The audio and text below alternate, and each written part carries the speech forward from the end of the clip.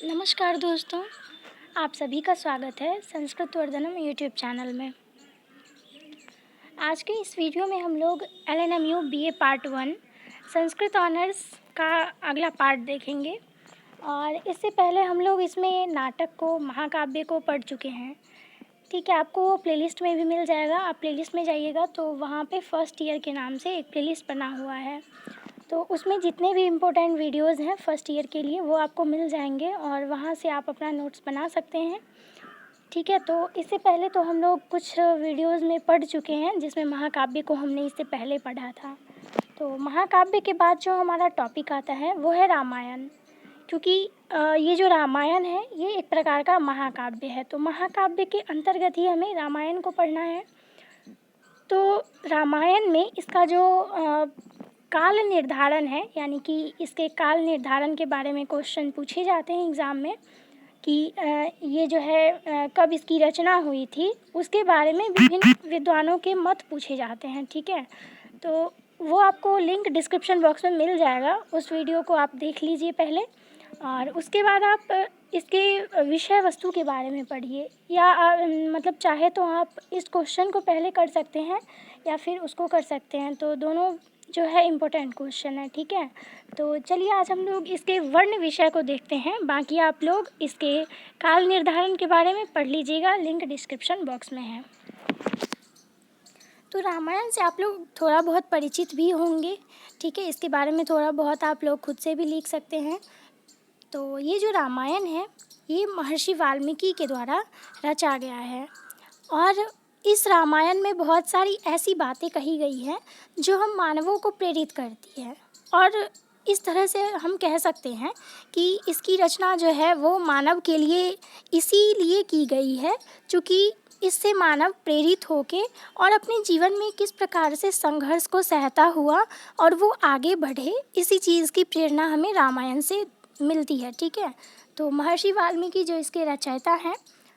अब इसमें वर्ण विषय का मतलब क्या हुआ कि रामायण में जितनी भी चीज़ों का वर्णन किया गया है जिससे हम मानवों पर वो चीज़ प्रभाव डालता है, ठीक है, जिससे हमें कुछ सीखने को मिलता है, वही इस क्वेश्चन में पूछा गया है कि इसके वर्ण विषय को बताइए कि इसमें कौन कौन से मुख्य भाग हैं। ठीक है, हर कांडों में कौन कौन सी घटनाएं हुई हैं। ठीक, तो इन सब चीज़ों के बारे में इस क्वेश्चन में हमें लिखना है। तो महर्षि वाल्मीकि ने अपने महाकाव्य में सरल एवं मधुर प्रसाद गुणोचित भाषा का प्रयोग किया है। सबसे पहले हम यहाँ पे थोड़ा सा इंट्रोडक्शन देंगे, जिसमें हम महर्षि वाल्मीकि के बारे में कि उन्होंने किस प्रकार से इस काव्य की रचना की है उसको लिखेंगे। ठीक है, तो ये लिख देंगे कि इनकी भाषा में किसी प्रकार की अस्वाभाविकता नहीं है। महर्षि वाल्मीकि द्वारा रचित यह महाकाव्य जो है यह विभिन्न छंद से युक्त है। विभिन्न विद्वान का कहना है कि 24 अक्षर वाली गायत्री के आधार पर 24 सहस्त्र श्लोकों की रचना की गई है। ठीक है, इसमें 24,000 श्लोक हैं। चतुर्विंशति शास्त्री संहिता हम लोग इसको कहते हैं।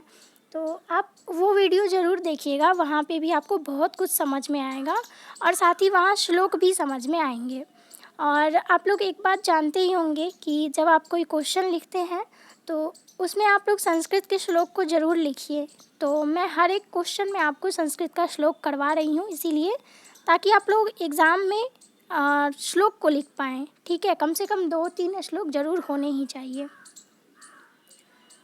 उसके बाद हम रामायण को जो है हम लोग चतुर्विंशति शास्त्री संहिता कहते हैं, क्योंकि उसमें कितने श्लोक हैं? 24,000।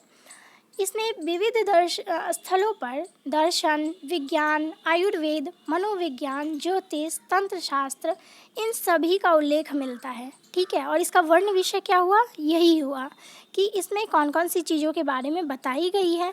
तो हम लोगों ने यहाँ पे शॉर्ट में कह दिया, ठीक है, इंट्रोडक्शन में, कि इसमें बहुत सारे स्थलों पर हमें हर चीज़ का दर्शन मिलता है। ठीक है, उल्लेख मिलता है।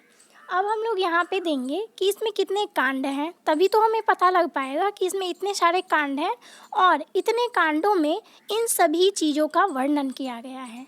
जैसे प्रथम कांड हमारा कौन सा है? बाल कांड, और इसमें सर्ग कितने हैं? 77। इन 77 सर्ग में किन सब चीज़ों के बारे में बताया गया है? जैसे इसमें श्री राम के जन्म, उनकी शिक्षा, विश्वामित्र की यज्ञ रक्षा, जनकपुरी में शिव धनुष का तोड़ना और फिर श्री राम सीता विवाह, इतना चीज़ जो है वो प्रथम कांड में दर्शाया गया है, जो कि हमारा बाल कांड है। ठीक है। उसके बाद दूसरा कांड हमारा आता है अयोध्या कांड। इसमें 119 सर्ग हैं और इसके अंतर्गत श्री राम का राज्य अभिषेक, ठीक है, उनकी तैयारी जो होती है राज्य अभिषेक की। उसके बाद मंथरा कैकई प्रसंग, श्री राम वनगमन, दशरथ की मृत्यु, चित्रकूट राम भरत मिलन, अनुसूया सीता उपदेश। तो इतना जो है वो हमें अयोध्या कांड में देखने को मिलता है। फिर हमारा आता है अरण्य कांड, जिसके अंतर्गत 75 सर्ग हैं और इसमें जो है पंचवटी का वर्णन, शूर्पणखा प्रसंग, मारीच खरदूषण वध, सीता अपहरण, राम विलाप, सीता अशोक वाटिका और फिर राम शबरी प्रसंग, इतना हमें जो है वो अरण्य कांड के अंतर्गत मिलता है। तो ये सब बहुत सारे इम्पोर्टेंट पॉइंट हैं जिसको आप लिख देते हैं तो एक एग्ज़ामिनर को इस चीज़ का आइडिया लगता है कि स्टूडेंट ने यहाँ पे बहुत ही शॉर्ट में और अच्छे पॉइंट्स को लिखे हैं। ठीक है, अगर आप इसको लिख देते हैं तो, और आगे तो हम लोग इसके बारे में कुछ श्लोक को ज़रूर लिखेंगे। ठीक है, तो ये हमारा जो है शुरू में पॉइंट होगा, तो इससे शुरू का जो हमारा लाइन होगा वो ज़्यादा ही अच्छा होगा।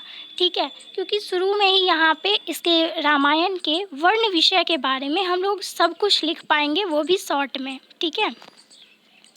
उसके बाद जो है हमारा आता है किष्किंधा कांड। इसके अंतर्गत 67 सर्ग हैं और इसमें सीता की खोज, सुग्रीव की मित्रता, बाली का वध, संपाति द्वारा सीता अपहरण की सूचना। ठीक है, रावण को जो है रावण जो सीता को हरता है तो राम भगवान को उनके द्वारा सूचना दी जाती है। ठीक है, तो इतने जो हैं वो किष्किंधा कांड में देखने को मिलते हैं। उसके बाद हमारा आता है सुंदर कांड। अब सुंदर कांड के अंतर्गत 68 सर्ग हैं और इसमें हनुमान का लंका प्रवेश, सीता की खोज, अशोक वाटिका का उजाड़ना, लंका दहन, राम संदेश प्रेषण, इतना जो है वो हमें सुंदर कांड के अंतर्गत मिलता है। फिर आता है हमारा युद्ध कांड, जिसमें 128 सर्ग हैं और इसके अंतर्गत राम रावण का युद्ध, मेघनाद, कुंभकर्ण, रावण वध, सीता अग्नि परीक्षा और फिर पुष्पक विमान द्वारा अयोध्या वापसी और फिर राम का राज्याभिषेक होता है। तो इतना जो है वो युद्ध कांड के अंतर्गत देखने को मिलता है। फिर आता है हमारा सबसे लास्ट में वो है उत्तर कांड, और इस उत्तर कांड में जो है लवकुश का जन्म, सीता पाताल प्रवेश, हनुमान जन्म कथा वर्णन, सीता के पूर्व जन्म की कथा, शत्रुघ्न द्वारा लवणासुर का वध एवं शंभुक वध। ठीक है, तो इतना जो है वो हमें उत्तरकांड के अंतर्गत मिलता है और इसके अंतर्गत 111 सर्ग हैं। तो ये कुछ इम्पोर्टेंट पॉइंट्स थे। ठीक है, चलिए अब हम लोग देखेंगे,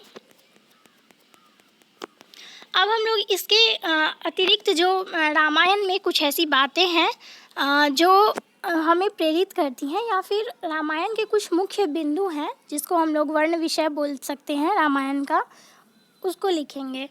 तो यहाँ पे देखिए काव्य सौंदर्य। अब जो है रामायण का काव्य सौंदर्य क्या है इसके बारे में लिखना है हमें। ठीक है, तो प्रस्तुत काव्य में तत्व का विचार करने पर स्पष्टतया यही मालूम होता है कि संपूर्ण महाकाव्य के लक्षणों की निधि रामायण है। देखिए, मैंने जब आपको महाकाव्य का लक्षण पढ़ाया था तो उसमें बहुत सारे लक्षण को मैंने दिखाया था आप सबको। तो उन लक्षणों के लिए रामायण जो है वो सर्वतया उपयुक्त है। ठीक है, वो पूर्ण रूपेण उपयुक्त है कि रामायण में हर तरह से महाकाव्य के लक्षण विद्यमान हैं। ठीक है, तो इसमें जो काव्य सौंदर्य है वो रामायण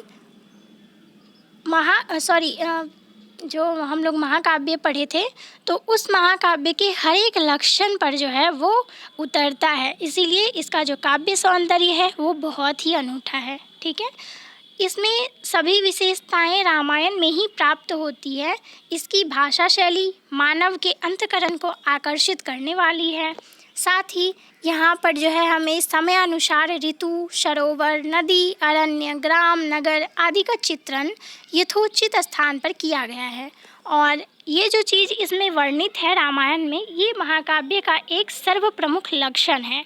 ठीक है, महाकाव्य में ये लक्षण सर्वप्रमुख है कि यहाँ पे जो है मानव मानव के ही सर्वांगीणता का विकास होता है। किसमें? महाकाव्य में। और साथ ही महाकाव्य में हमें ऋतु, पवन इन सब के बारे में देखने को मिलता है उसके लक्षण में। ठीक है, तो हम लोग रामायण में इस चीज़ को पाते हैं और इसीलिए रामायण जो है एक प्रकार का महाकाव्य है। ठीक है, ये इसका एक वर्ण विषय हो गया कि इसमें जो है काव्य सौंदर्य बहुत ही अनूठा है। उसके बाद यहाँ पे देखिए, सीता के सौंदर्य की अभिव्यक्ति का यह प्रकार कितना अनूठा है। अब रामायण में जो है वर्ण विषय के रूप में सीता की जो है एक प्रकार से यहाँ उनकी सुंदरता की जो है वो बहुत अच्छे तरह से अभिव्यक्ति की गई है। एक श्लोक के माध्यम से अगर जाने तो त्वां कृतो परतो मन्ये रूपकर्ता स विश्वकृत नाही रूपोपमा हन्या त्वास्ति शुभ दर्शने। अब इस श्लोक में कहा गया है सीता के लिए, सीता माता के लिए ये चीज़ बताया गया है कि हे शुभ दर्शने, तुम्हारे जैसा रूप बनाने वाला ब्रह्मा तुम्हें बनाने के काम से छुट्टी ले ली है। हे शुभ दर्शने, तुम्हारे रूप की तुलना जगत में अन्यत्र नहीं है। यानी कि रामायण के वर्ण विषय में हम लोग सीता माता के सौंदर्य को देखते हैं कि किस प्रकार से उनका सौंदर्य जो है वो रामायण में देखने को मिलता है। ठीक है, उसके बाद आइए रामायण में नास्तिक मत। अब रामायण में नास्तिक मत भी हैं, वो किस प्रकार से? तो इस महाकाव्य में नास्तिक मत के आचार्य जो हैं वो जाबाली ऋषि हैं। ठीक है, और इन जाबाली ऋषि के मतानुसार उन्होंने कहा है, जाबाली ऋषि ने कहा है, कह कस्य पुरुषो बंधु किमाप्यं कस्य केनचित् एक हुई जायते जंतु रेक एव विनश्यति। अर्थात संसार में जो है ना ही किसी का कोई बंधु है, ना ही कोई माता है, ना ही पिता है, वह अकेला उत्पन्न होता है और अकेला ही मर जाता है। तो इस प्रकार से रामायण के वर्ण विषय में एक मत, नास्तिक मत भी हमें देखने को मिल जाता है जाबाली ऋषि के द्वारा। उसके बाद जो है रामायण में धार्मिक वर्णन। अब रामायण में धार्मिक वर्णन किस प्रकार से है? यह महाकाव्य धर्म का एक महान ग्रंथ माना जाता है, ये आप सबको जानते हैं। भारतीय संस्कृति को रामायण से बहुत कुछ सीखने को मिला है। लोक में इसकी सर्वोत्कृष्ट प्रतिष्ठा पाई जाती है।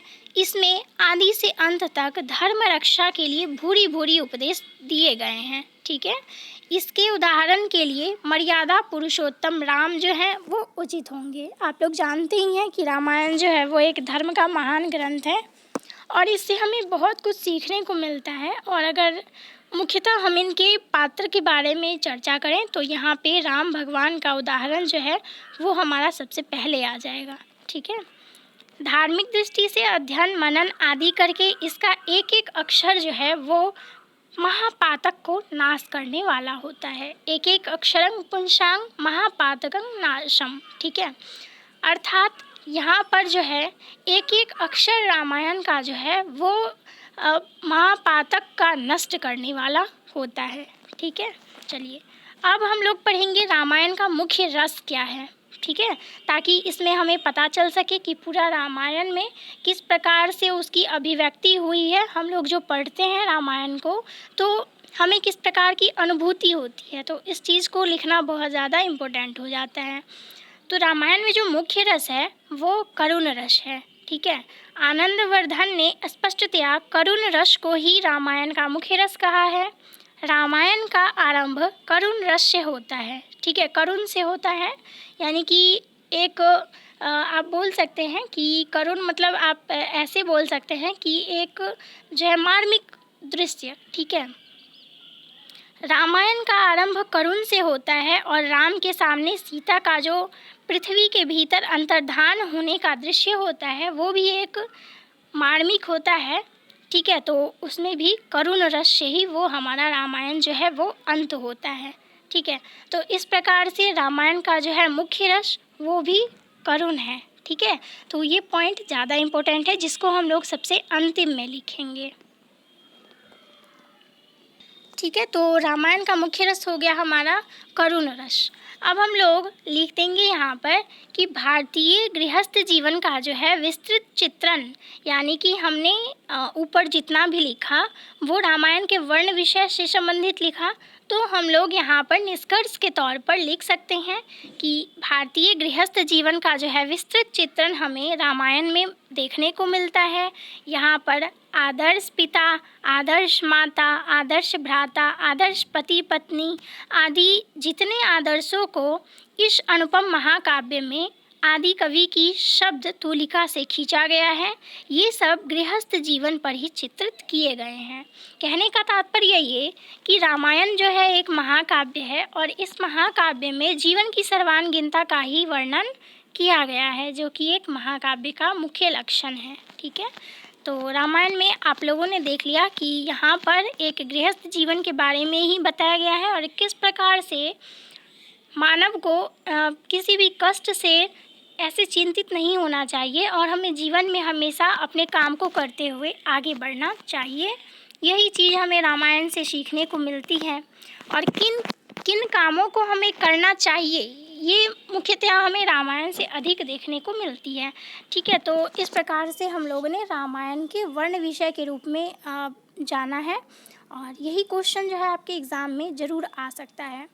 बाकी रामायण से अगर आप देखें तो 2 से 3 क्वेश्चंस बनते हैं जो हर एक साल रिपीट होते रहते हैं। जैसे कि रामायण में सबसे पहले तो एक जो है आपका वर्ण विषय जो हमने अभी पढ़ा है, और रामायण में एक जो आता है वो रामायण के बारे में काल निर्धारण करने के लिए।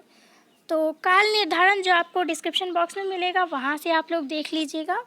बाकी इसके बाद हम लोग महाभारत से संबंधित 2-3 क्वेश्चंस को करेंगे और उसके बाद सबसे लास्ट में हम लोग रामायण और महाभारत इन दोनों के बारे में इसके अंतर को देखेंगे। ठीक है, तो यहाँ से हम लोग रामायण महाभारत को कवर कर सकते हैं। फिर आपके एग्ज़ाम में जो है यहाँ से क्वेश्चंस ज़रूर देखने को मिलेंगे, वो भी 10 मार्क्स का एक, और संस्कृत साहित्य के इतिहास में वो भी सबसे पहले देखने को मिलेगा। तो यहाँ पे आपने इस क्वेश्चंस को पढ़ लिया है और आप प्लेलिस्ट में जाइए, वहाँ पे आपको और सारे डाउट्स क्लियर हो जाएंगे। जैसे कि बहुत सारे स्टूडेंट्स का डाउट होता है कि उनको कितने क्वेश्चंस का आंसर करना है वगैरह, जितने भी आपके डाउट्स हैं वो आपको प्लेलिस्ट में मिल जाएंगे।